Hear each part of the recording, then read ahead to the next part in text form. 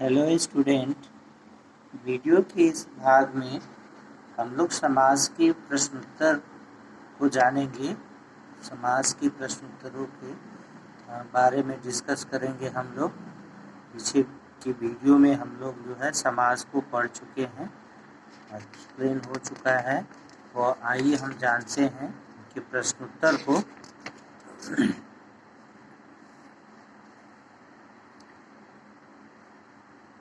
देखिए, इसमें पहला प्रश्न जो दिया हुआ है, कह रहे हैं नीचे दिए प्रश्नों के उत्तर दीजिए। समास किसे कहते हैं, उदाहरण और स्पष्ट कीजिए।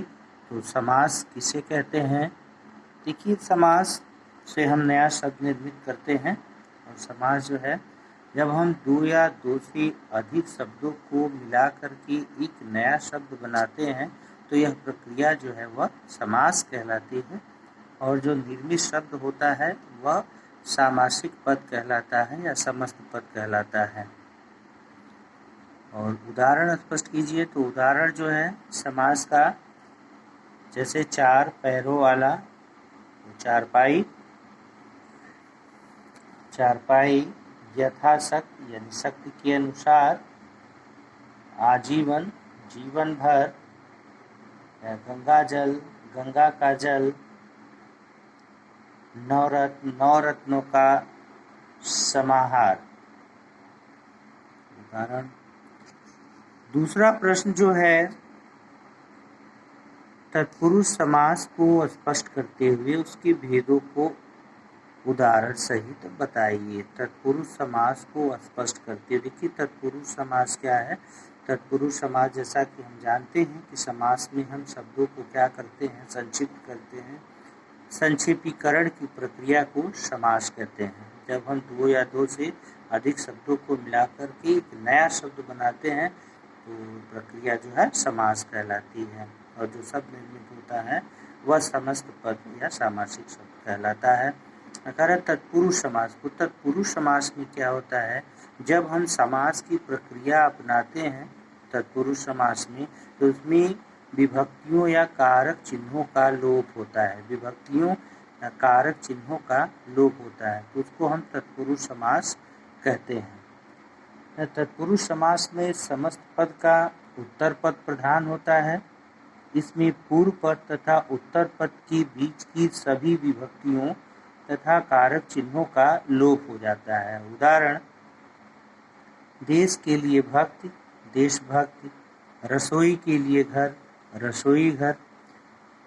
अब देखिए, तो तत्पुरुष समास था कि तत्पुरुष समास का जो है समस्त पद का उत्तर पद प्रधान होता है। इसमें पूर्व पद तथा उत्तर पद के बीच की विभक्तियों या कारक चिन्हों का लोप हो जाता है।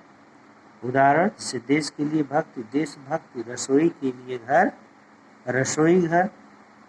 अब कह रहा है कि स्पष्ट करके उसके भेदों को उदाहरण सहित बताइए। देखिए, इसके 6 उपभेद होते हैं जो उन्हीं कारक चिन्हों के हिसाब से हैं, जिसमें कारक चिन्हों का लोप होता है उसे हम उसी कारक के नाम से जानते हैं। समास को, भेदों को देखिए। पहले इसमें तत्पुरुष समास के 6 उपभेद हैं। इसमें पहला आपका जो है वो कर्म तत्पुरुष है। कर्म तत्पुरुष में कर्म कारक की विभक्ति को का लोप हो जाता है। तो उदाहरण देख लीजिए। जैसे स्वर्ग को गया हुआ, यश प्राप्त, यश को प्राप्त। भाई, स्वर्ग को गया हुआ और यश को प्राप्त। इसके बाद दूसरा इसका है करण तत्पुरुष। अब करण तत्पुरुष में विभक्ति व में पे पर होता है तो इसका लोप होगा। जिसके करण तत्पुरुष में करण कारक की विभक्ति से के द्वारा का लोप हो जाता है। जैसे अकाल पीड़ित, तो अकाल से पीड़ित। हस्तलिखित, हस्त द्वारा लिखित। रेखांकित, रेखा द्वारा अंकित। तीसरा इसका जो भेद है वो है संप्रदान तत्पुरुष। संप्रदान तत्पुरुष में संप्रदान कारक की विभक्ति के लिए का लोप हो जाता है। किसका लोप होता है? संप्रदान कारक की विभक्ति के लिए का लोप हो जाता है। जैसे गुरु दक्षिणा, गुरु के लिए दक्षिणा। सत्याग्रह, सत्य के लिए आग्रह। उसके बाद है चौथा अपादान तत्पुरुष। अपादान तत्पुरुष में अपादान कारक की विभक्ति से का लोप हो जाता है। देखिए करण का भी से होता है, अपादान का भी से होता है, लेकिन करण में क्या होता है, क्रिया के होने के साधन का पता चलता है, जबकि जो है अपादान में अलगाव का बोध होता है। तो अपादान तत्पुरुष में अपादान कारक की विभक्ति से अलगाव के रूप में का लोप होता है। जैसे देश निकाला, देश से निकाला, गुणहीन, गुण से हीन, भयभीत, भय से भीत, रोग मुक्त, रोग से मुक्त आदि। पांचवा हमारा है संबंध तत्पुरुष। देखिए संबंध तत्पुरुष, तो जैसा कि आप जानते हैं कि तत्पुरुष समास में कारक चिन्हों या विभक्तियों का लोप होता है।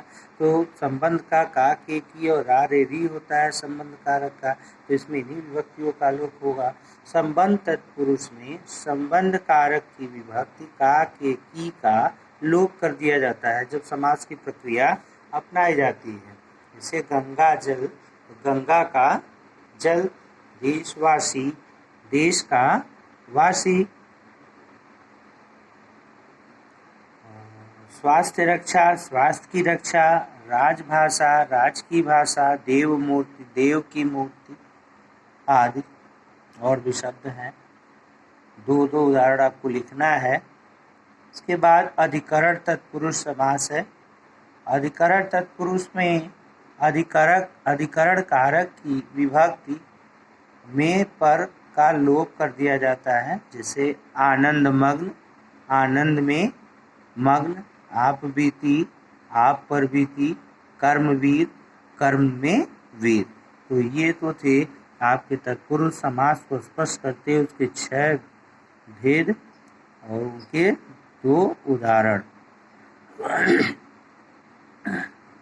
तीसरा कह रहा है कर्मधारय। कर्मधारय समास, कर्मधारय और बहुब्रीहि समास में अंतर बताइए। आपको अंतर को स्पष्ट करना है कर्मधारय और बहुब्रीहि के। देखिए कर्मधारय समास के दोनों पदों में विशेषण विशेष उपमेय उपमान का संबंध होता है, जबकि बहुब्रीहि समास में दोनों पद मिलकर किसी तीसरे पद की विशेषता प्रकट करते हैं।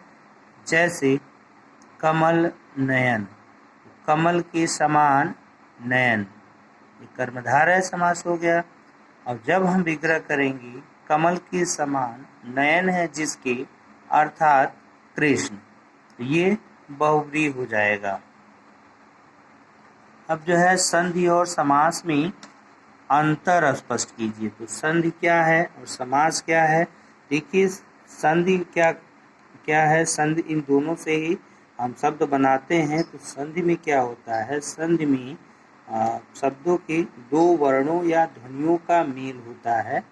संधि में प्रथम शब्द की अंतिम ध्वनि या वर्ण और दूसरे शब्द की प्रथम ध्वनि या वर्ण, इन्हीं का आपस में मेल होता है और इस मेल से जो विकार उत्पन्न होता है उसको हम संधि कहते हैं। और समास में क्या होता है, समास में हम कई शब्दों को मिला करके एक नया सामासिक शब्द बनाते हैं जिसको हम समस्त पद कहते हैं। तो समास में हम 2 या 2 से अधिक शब्दों को मिला करके एक नया शब्द निर्मित करते हैं। यह प्रक्रिया समास कहलाती है और जो नया शब्द बनता है वह समस्त पद या सामासिक पद कहलाता है। निम्नलिखित वाक्यों में रंगीन पदों की जगह समस्त पद का प्रयोग करके वाक्य पुनः लिखिए। देखिए यहाँ समास बनाना है, हमको करना है। मैं कार्यक्रम में समय के अनुसार पहुंच जाऊंगा, तो ये यथा समय, समय के अनुसार पहुंच जाऊंगा। दूसरा जो सेंटेंस है आपका, यात्रा पर जाते समय पिताजी ने मुझे राह के खर्च के लिए पैसे दिए। तो यहाँ पर जो है हम लिख देंगे, यात्रा पर जाते समय पिताजी ने मुझे राह खर्च के लिए पैसे दिए। तो राह के लिए नहीं हटा देंगे, राह खर्च दिए, राह खर्च दिए। विजयदशमी के दिन 10 मुख वाले का पुतला जलाया जाता है। यानी विजयदशमी के दिन रावण का पुतला जलाया जाता है। गरीबों को कभी कभी पीठ भर कर, यहाँ पर पीठ भर होगा कि गरीबों को कभी कभी पीठ भर खाना भी नसीब नहीं होता। रेखा द्वारा अंकित शब्दों के अर्थ लिखिए। तो हम यहाँ पर लिख देंगे रेखांकित शब्दों के अर्थ लिखिए। रेखांकित शब्दों के अर्थ लिखिए। अब देखिए तीसरा जो प्रश्न है हमारा, कह रहा है नीचे दिए गए समस्त पदों को उनके समास के आगे लिखिए। देखिए यहाँ पर दिया हुआ है द्विगु समास, तत्पुरुष समास, द्वंद्व समास, कर्मधारय समास। अब हमको जो है शब्दों को इसमें से छांट करके यहाँ पर लिखना है कि कौन द्विगु समास का उदाहरण यहाँ पर दिया हुआ है।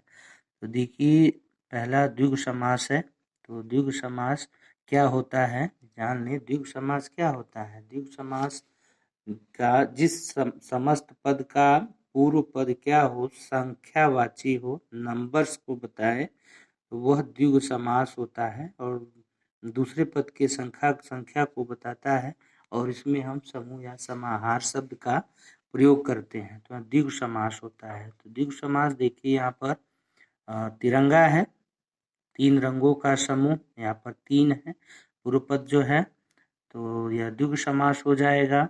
उसके बाद जो है द्विगु समास नवरत्न, ये नवरत्न भी होगा। जैसे 9 रत्नों का ये भी संख्या बता रहा है। विद्याधन नहीं होगा, माता पिता नहीं होगा, नीलगगन नहीं होगा, राग खर्च नहीं होगा, गनचुब्बी नहीं होगा, अन्न जल नहीं होगा, सप्तर्षि। देखिए यहाँ पर संख्या, तो ये जो है सप्तर्षि, नवरत्न और तिरंगा हमारे इस द्विगु समास में आ जाएंगे। उसके बाद है तत्पुरुष समास। अब तत्पुरुष समास क्या होता है? तत्पुरुष समास, तत्पुरुष समास इसका उत्तर पद प्रधान होता है और जब हम समास की प्रक्रिया अपनाते हैं तो इसमें विभक्तियों या कारक चिन्हों का लोप कर दिया जाता है।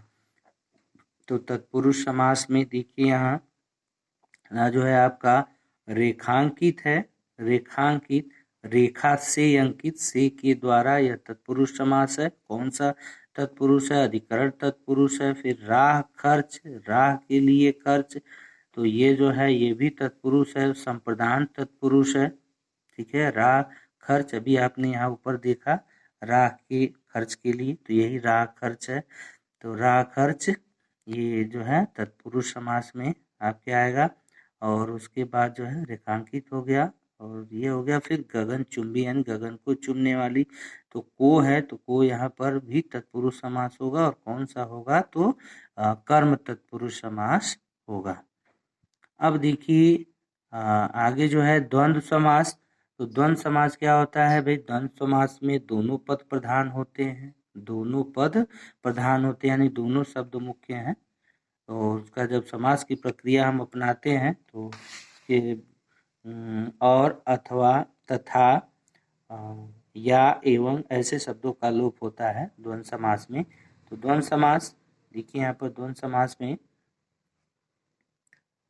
माता पिता, अन्न जल, हानि लाभ, तो ये जो है माता और पिता, अन्न और जल, हानि और लाभ, तो ये जो है ये तीनों द्वंद्व समास हो जाएंगे। विभजक चिन्ह लगा हुआ है बीच में। उसके बाद है कर्मधारय समास। देखिए कर्मधारय समास में 2 चीजें होती हैं। कर्मधारय समास में हमें देखना होता है विशेषण विशेष, इसके पदों में आपस का जो संबंध है दोनों पदों में, तो विशेषण विशेष का संबंध होता है और उपमान उपमेय का संबंध होता है। तो यहाँ पर कर्मधारय समास अब हमको देखना है। तो कर्मधारय समास में जो है आ जाएगा महाराजा महान है, जो राजा महान राजा है जो, ठीक है, तो ये राजा की महानता महान शब्द बता रहा है, तो यहाँ पर जो है कर्मधारय समास होगा। फिर नील गगन, ठीक है, या विशेषण विशेष जो है ये भी कर्मधारय समास है। और उसके बाद जो है विद्या रूपी धन, यहाँ पर उपमान उपमेय, तो ये भी जो है कर्मधारय समास होगा। ये क्वेश्चन क्लियर हो गया। अब हम आते हैं, देखिए प्रश्न नंबर 4 पर। तरह नीचे दिए समस्त पदों का विग्रह कर समास का नाम लिखिए। और इस समस्त पद का विग्रह करके समास का नाम भी हमको लिखना है। पहला है त्रिनेत्र। भाई 3 नेत्र हैं जिसके, ठीक है, तो 3 नेत्र हैं जिसके देखिए विग्रह करने के ऊपर आधारित है समास जो है। तो त्रिनेत्र, भाई 3 नेत्रों वाला या 3 नेत्र जिसके हैं तो वो त्रिनेत्र है।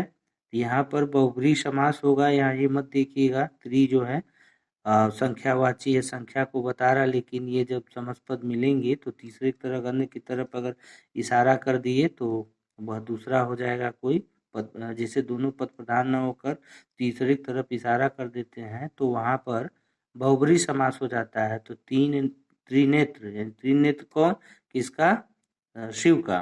3 नेत्रों वाले। दोपहर, तो दोपहर भाई 2 पहरों का समूह।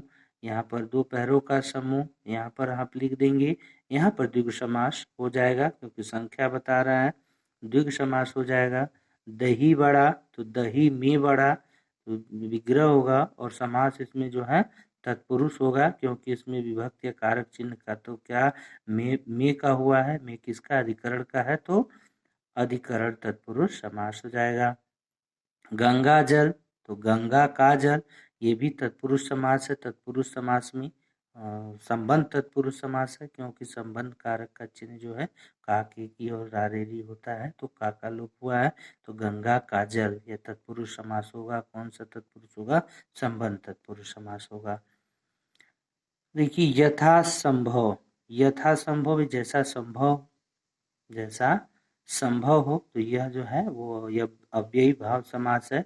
हम जानते हैं अव्ययी भाव समास जिसका पूर्व पद अव्यय हो और समस्त पद जब मिलते हैं तो भी अव्यय का ही कार्य करते हैं, तो ऐसे समास को हम क्या कहते हैं, अव्ययी भाव समास कहते हैं। तो यहाँ पर अव्ययी भाव समास होगा। नीचे दिए समस्त पदों में द्विगु समास की उदाहरण को रेखांकित कीजिए। द्विगु समास के उदाहरण को, तो द्विगु हम जानते हैं इसका पूर्व पद जो है वो संख्यावाची होता है, नंबर्स को बताता है।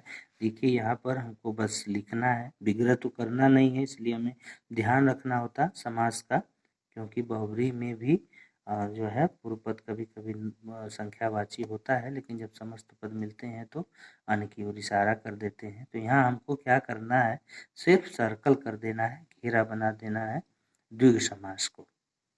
चारपाई, 4 आ गया द्विगु समास। तिरंगा, 3 भाई संख्या बता रहा है तो ये हम क्या कर देंगे, द्विगु समास। उसके बाद खड़ानन, ये भी हो जाएगा। उसके बाद ये तो होगा नहीं, कमल नयन भी नहीं होगा, रात दिन भी नहीं होगा। नवरत्न जो है हमारा, ये द्विगु समास हो जाएगा। उसके बाद चौराहा, ये भी द्विगु समास हो जाएगा क्योंकि यहाँ पर भी 4 बता रहा है। यहाँ दुवन्नी, तो यहाँ भी संख्या है 2 आनों की, तो यहाँ भी जो है वो द्विगु समास होगा। तो द्विवन्नी को सर्कल करेंगे, चौराहा को करेंगे, नवरत्न को सर्कल कर देंगे, खड़ानन को कर देंगे और तिरंगा को कर देंगे, चारपाई को कर देंगे। सो स्टूडेंट, अब आज के लिए बस इतना ही। आगे के भाग को लेकर के हम फिर उपस्थित होंगे अगले वीडियो में। तब तक के लिए टेक केयर, बाय बाय।